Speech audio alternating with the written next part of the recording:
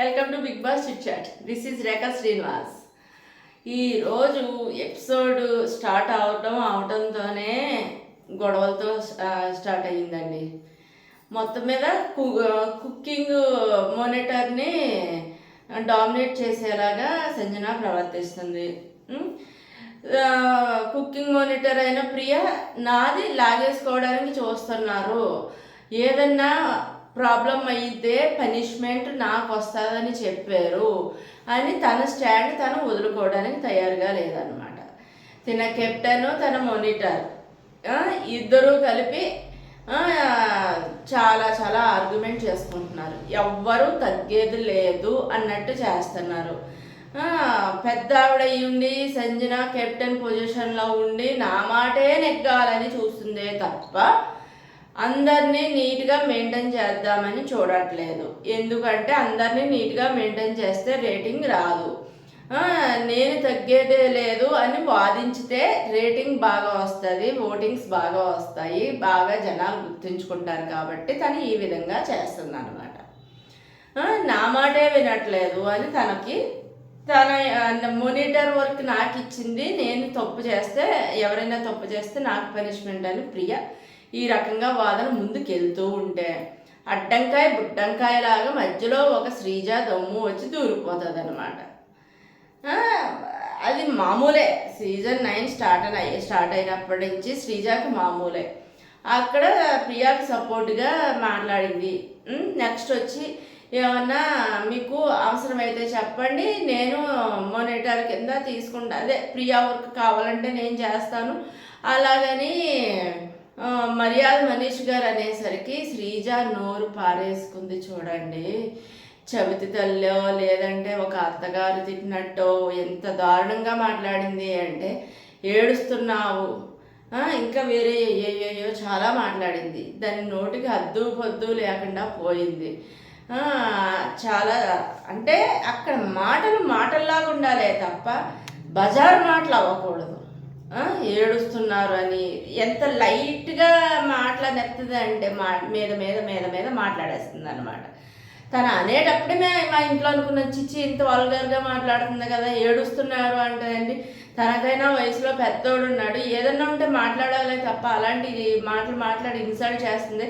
అది నేషనల్ మీడియాలో అందరూ చూసే షోలు ఇలా మాట్లాడుతుంది ఏంటని అప్పుడే అనుకున్నాము. ఆల్రెడీ ఒకసారి అన్నిట్లో దూరతావు ఏంటని లైట్గా నాగార్జున గారు వార్నింగ్ ఇచ్చినా కానీ ఎక్కడా తగ్గట్లేదు ఈ అమ్మాయి. పైగా వచ్చి ఈ అమ్మాయి చేసే బిహేవియర్ వల్ల బయట జనాలు కూడా కామన్ మ్యాన్స్ పరువు తీసిపడేస్తున్నారు వీళ్ళని అందరికీ పేరు వచ్చేసింది. ఒక పవన్ కానీ కళ్యాణ్ కానీ నెక్స్ట్ మనీష్కి కానీ అందరినీ కలిపేసే అనేసారు. వాళ్ళు అంతగా చిల్లరగా బిహేవ్ చేయకపోయినా అందరికీ కలిపే అనేస్తున్నారు. కామనర్స్ చెత్త కింద ఆడుతున్నారు. అది కూడా గొద్దుకు పెత్తనం ఎత్తే గోదావరి ఇదిందంట అలాగుందో వీళ్ళు పని అన్నట్టుగా మాట్లాడుతున్నారు. ఈ శ్రీజ నోటి దురుసుకి శ్రీజ అనే కాదు, హరీష్ గారనే కాదు, ప్రియా అనే కాదు, వీళ్ళ ముగ్గురు ఆడింది ఆట పాడింది పాట కింద బ్యాక్ టు బ్యాక్ ఏది అనాలి ఏది అనకూడదు అని చూసుకోకుండా అనేస్తున్నారు మాటలు. కాబట్టి బయట అంతా కూడా చిల్లర అయిపోతున్నారు వీళ్ళు.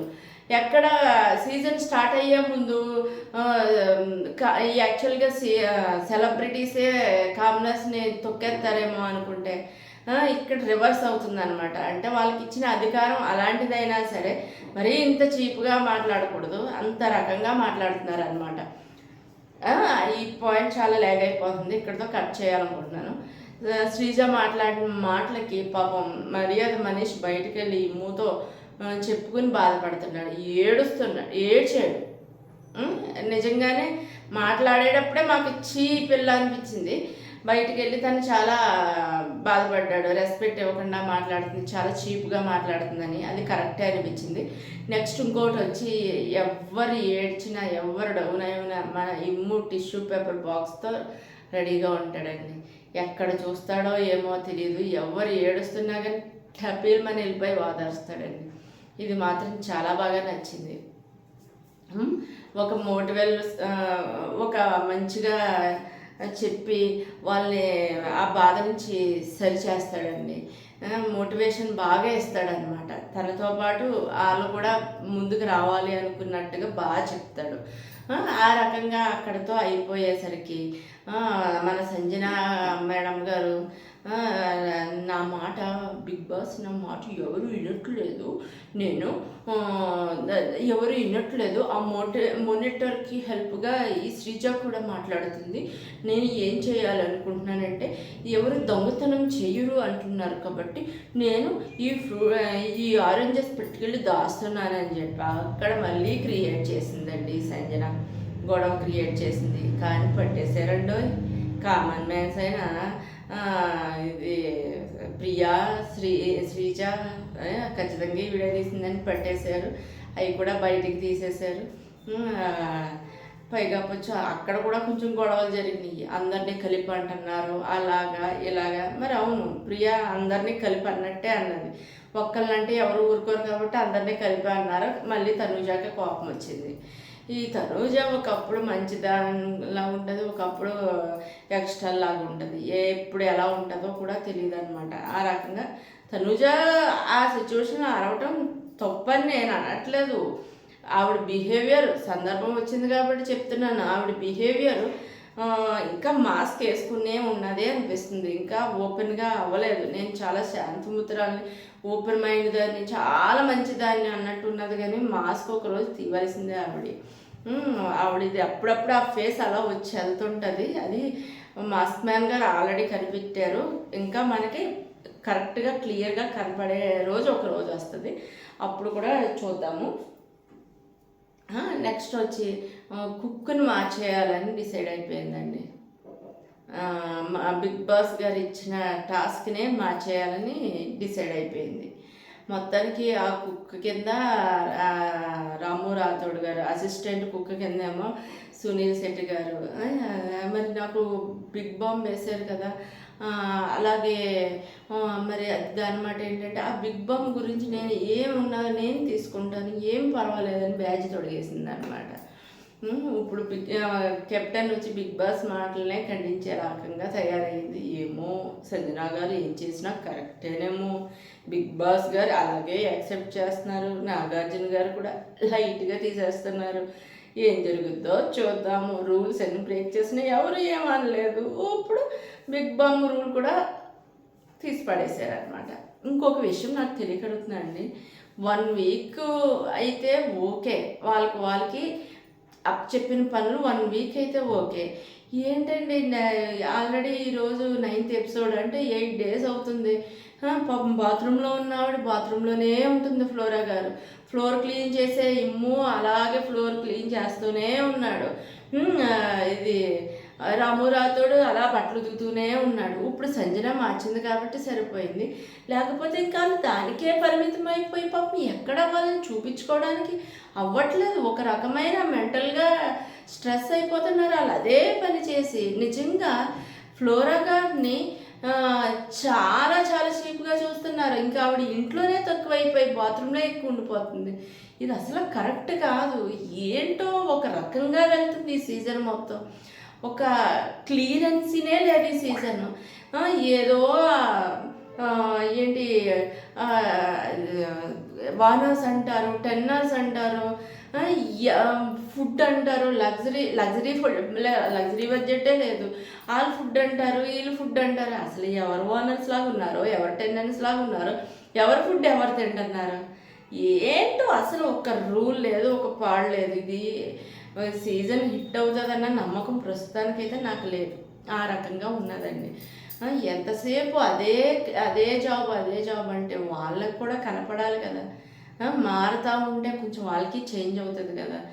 పని చేసిన వాళ్ళకి అదే పని ఇస్తున్నారు. ఒక రకంగా టార్చర్ కింద ఉంది వాళ్ళకైతే. అందులో ఈ ఫ్లోరా బాత్రూమ్కే అంకితం అయిపోవటం, రోజుకొక కాంట్రవర్సీ తీసుకొస్తుంది సంజన. అదిగో మళ్ళీ అయ్యో టీషర్ట్స్ అంట. ఈవిడ క్లీన్ చేయడం ఒకటైతే వాళ్ళు వాడేసినవి అన్నీ అక్కడక్కడ పెట్టేస్తే పాపం ఆవిడ క్లీన్ చేయలేక అనకూడదు. కానీ ఒక బాత్రూమ్ పని మనిషిలాగా అయిపోయిందండి ఫ్లోరా బతుకు. ఒక సెలబ్రిటీ బతుకు బాత్రూమ్ పని మనిషి అయిపోయిందండి. ఇంకా వంట మనిషి అయినా పర్వాలేదు, బాత్రూమ్ పని మనిషిని అంత హీనంగా చూస్తున్నారు. ఇప్పుడైనా సరే పొజిషన్ మార్చాలని అనుకోవట్లేదు. ఎప్పటికైనా కర్మ రిటర్న్స్ వస్తుంది అంటున్నారు. సంజన మాత్రం ఫ్లోరాని ఏ రకంగా చూస్తుందో సీజన్ అయ్యే లోపు సంజనాకు కూడా బాత్రూమ్ వర్క్ పడి ఏ సిచ్యువేషన్స్కి ఆవిడకి ఎదురవ్వాలని నేను కోరుకుంటున్నాను. అప్పుడు ఏ రకంగా రియాక్ట్ అవుతుందో చూడాలనుకుంటున్నానండి. నెక్స్ట్ ఇది ఈ రకంగా ఉండగా కొంచెం కుక్ చేసే వాళ్ళని మార్చేశారు. అదే రకంగా మార్చిన వాళ్ళ ప్లేస్లో ఇంకొకరిని పంపించారు. అక్కడ కొంచెం మార్పు జరిగింది. ఫ్లోరింగ్ మామూలే, డిషెస్ మామూలే, బాత్రూమ్ మామూలే, వాళ్ళ పనులు అక్కడికే అలాగే ఉన్నాయి ప్రస్తుతానికైతే.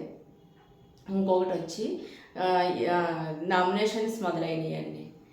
అబ్బా తలకాయ నొప్పి స్టార్ట్ అయిందండి బాబు. ఫస్ట్కే తనూజని పిలిచేశారు. ఓకే, తనూజ వెళ్ళి హరీష్ గారిని నామినేషన్ చేసింది. ఇద్దరు సైడు కరెక్ట్ అనిపించింది. ఒకరి సైడే కాదు, ఇద్దరు పాయింట్స్ కరెక్ట్ అనిపించింది. ఆ తర్వాత ఎలా అవుతుంది, ఈ తర్వాత ఎలా అవుతుంది, అన్నీ కామన్గా బాగానే అనిపించినాయి. నెక్స్ట్ వచ్చి ఊరికే ఉండకుండా తనకి పాయింట్స్ లేకపోతే ఏదో ఒకటి వెతుక్కోకుండా పాపం ఫ్లోరా గారిని నామినేషన్ చేసిందండి. ఇది ఎక్కడ న్యాయం? ఆవిడ జోలికి వెళ్తున్నారా?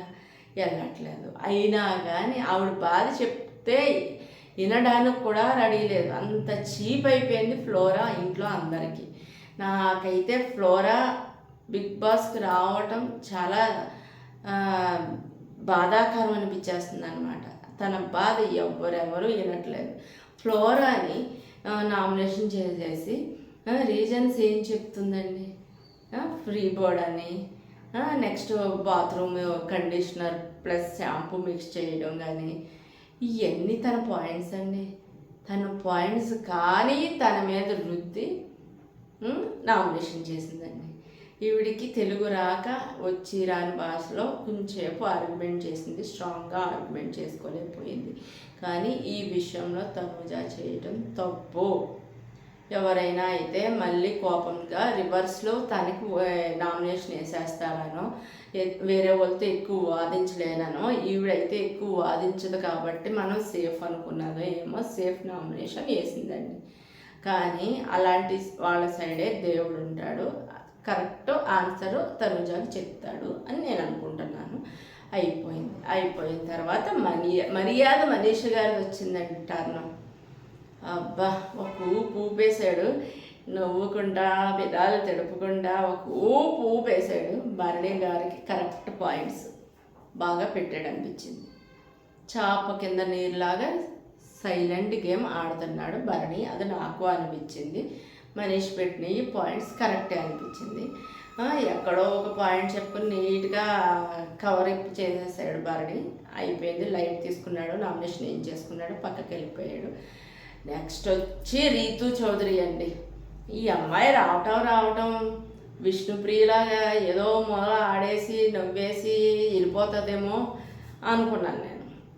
గేమ్స్లో బయట షోస్లో కూడా ఆటలు అట్టుపండ్లో తీసి పడేసేవారు. ఓకే, ఇక్కడ ఆటలు అట్టుపండ్లే అనుకున్నాను నేను. పర్వాలేదండి, బాగానే ఆడుతుంది, బాగానే ఆర్గ్యుమెంట్ చేసుకుంటుంది.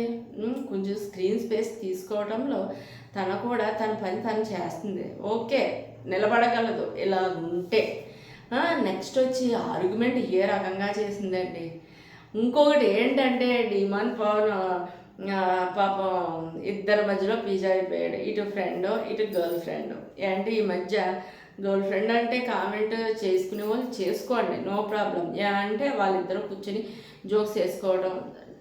గర్ల్ ఫ్రెండ్ అన్నాను ఆ టైప్ అనుకుంటే ముందు చూసుకుందాం. ప్రస్తుతానికైతే వాళ్ళిద్దరూ లవర్స్ లాగా బాగా రేపు మ్యాచ్ అవుతుంది, ముందుకు వెళ్తున్నారు. అక్కడ ఉన్న వాళ్ళకి కూడా అదే అనిపిస్తుంది, నాకు అదే అనిపించింది, అదే అంటున్నాను. ఓ పక్కన గర్ల్ ఫ్రెండ్, ఓ పక్కన బెస్ట్ ఫ్రెండ్ లాగా ఇద్దరు మధ్యలో డిమాండ్ పవన్ నలిగిపోతున్నాడు అనమాట. అటు చెప్పలేకపోతున్నాడు. ఇది మనీష్కి అర్థమవుతుంది. ఈ రకంగా ఫుల్ ఆర్గ్యుమెంట్ చేసుకుని హై పేజ్కి వెళ్ళిపోయింది అనమాట రీతు చౌదరి. బాగా ఆర్గ్యుమెంట్ చేసుకుంది. కాకపోతే అవసరం లేని అరుపులు అరిచిందని చాలా అనిపించింది. మొత్తం మీద బిగ్ బాసే రంగంలోకి దిగి నీకు హక్కు లేదు చేయించుకొని అనే హక్కు లేదు, వాదించుకునే హక్కు ఉంది కానీ నేను నామినేషన్ ఒప్పుకొని అనే హక్కు లేదు అన్న తర్వాత వచ్చి కలర్ పూయించుకుందండి. మొత్తం మీద పంచాయతీ ఈ రోజుకి ఎపిసోడ్లో ఇక్కడ కంప్లీట్ చేశారు. మళ్ళీ రేపు జడుస్తుంది ఖచ్చితంగా. రేపు 3/4 భాగం ఎపిసోడ్ మొత్తం నామినేషన్స్లోనే ఉంటుంది అన్నమాట. ఇలా నడుస్తుంది. కొంచెం మా కష్టాన్ని కూడా గుర్తుపెట్టుకొని లైక్స్ చేయండి, షేర్ చేయండి, సబ్స్క్రైబ్ చేయండి ఫ్రెండ్స్, సపోర్ట్ చేయండి. బాయ్.